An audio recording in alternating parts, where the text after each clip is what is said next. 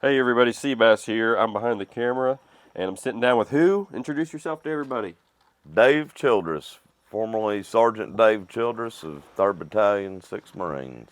Awesome, man. And JC and Bo wanted me to do a little sit down with you before we get them on the show and have them tell anything that comes to mind about them uh, before we get going. He kind of wanted what's JC and Bo like from one of their Marines without them here, so you can say whatever you can talk shit about them if you want.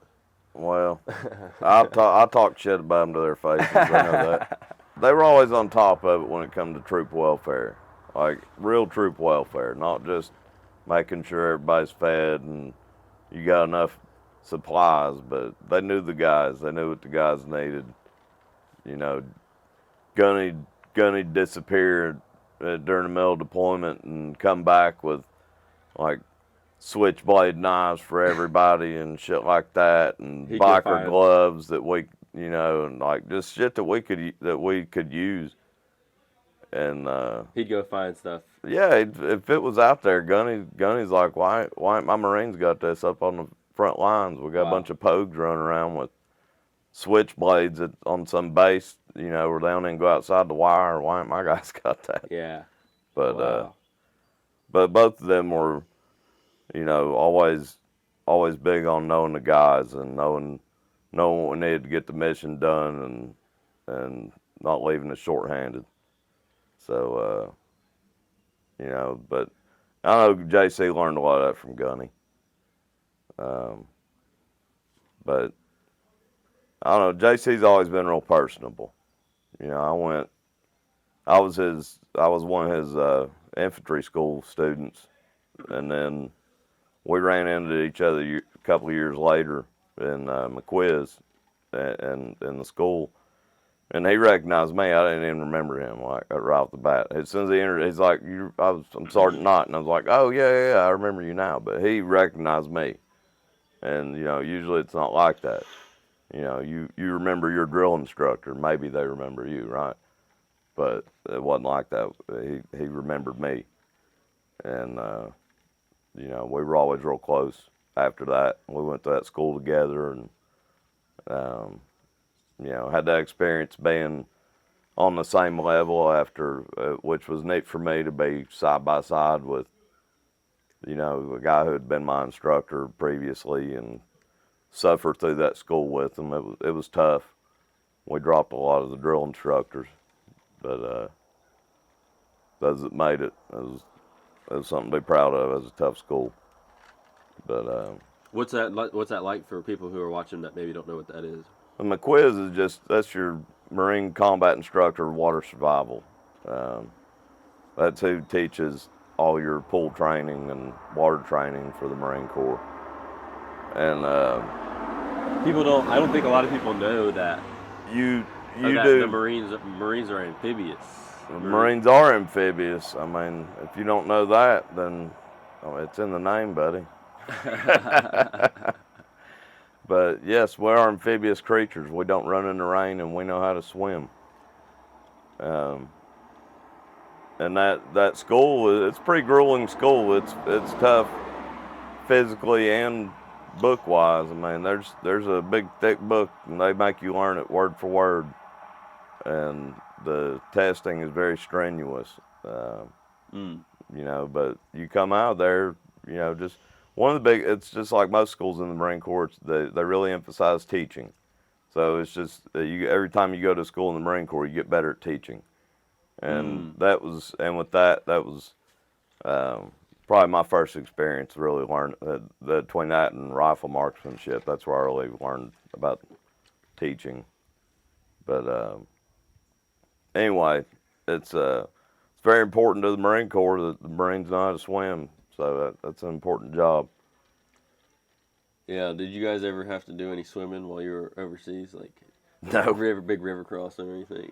no, I did. We did a river crossing when I was in Gitmo as a boot. Okay. But other than that, no, I can't remember ever needing any of that water survival training. Of course, we were in the desert, so Yeah. deserts and mountains. We came across some rivers, but they usually have bridges for us, or we could drive through it.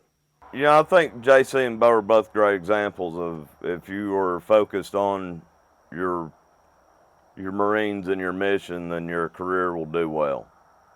Rather than being focused on your career and putting that first. And, you know, I don't, as far as individual stories, I mean, Gunny Bodette was always butting heads with higher ups. Like he didn't let the Marines do bullshit he didn't want to do.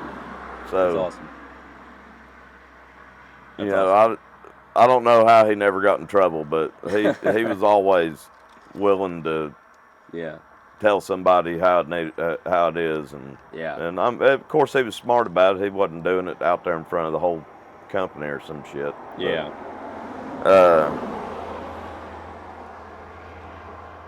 Wow. Yeah. So that's probably also what came into play when you guys were in country.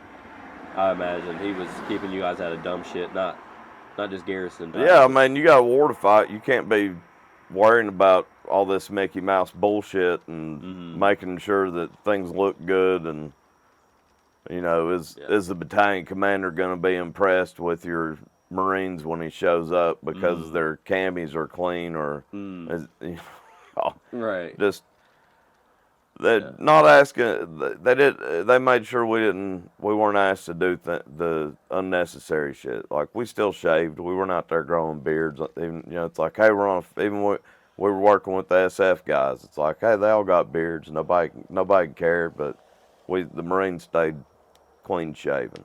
You know, like they made sure we did shit like that. But you know, we kept discipline. We didn't keep trying to impress anybody with unnecessary bullshit. And we were there to fight. So whatever made us more likely to win at fighting, that's what they wanted us to have. Yeah. And if it wasn't focused on that, you know, if it wasn't focused on making us better at fighting, then they didn't want to deal with it. JC went to bat for me a lot. I think Gunny did too, but JC always, he come into that unit right after I'd fucked up and got busted down, and nobody else wanted to deal with me, and JC gave me an opportunity to prove myself, and you know, ended up getting my rank back, and you know, I kept my job as a squad leader and all that stuff. So it was, he helped me survive it, and Gunny made sure I learned from it. If I could go back and be a young corporal or sergeant again, being, you know, 45 years old now, I could do a lot better in a lot of ways. And the biggest way I think is just speak up for your Marines. You know, I mean, you're gonna have to do dumb bullshit, and you know, when you got to do that, own it. You know, say, it don't matter who said we're doing this, we're doing it. You know, but when you know something's wrong or it could be better, you got to speak up. You can't let things go. And you know, whenever you got a chance to make things better, that's what you got to do. And if you do that, if you make your Marines be better every day, then they're gonna win. They're gonna win fights. And if you slack off and you let them be just good enough, then I don't know. Maybe they don't win. You know. So discipline's what always kept the Corps strong and made us win. So have enough discipline yourself to make sure your men are disciplined. But other than that, I don't know.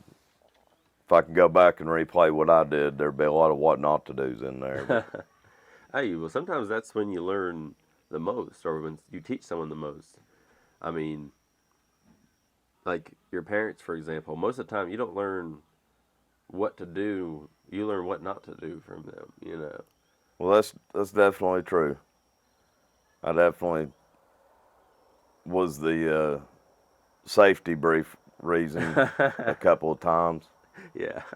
And my Marines learned from it. So, which, you know, every time somebody screws up and the whole battalion sees it, Yeah. that's going to save some good Marine from making a stupid decision at some point. Yeah. I think that really matters is, you know, we had discipline that, you know, was out front and out in front of everybody. You didn't get to hide from it. And, yeah, I think that goes a long way to keeping men honest, making men think twice before they go out and snort a line or some dumb shit, which I didn't ever fail a drug test, all right? Fucking, I would now, but not for that. But, you know, so I guess if I was the cause of a couple of safety briefs, I'll take that. Yeah. I'll take that, saving a good Marine from ruining their career. Yeah.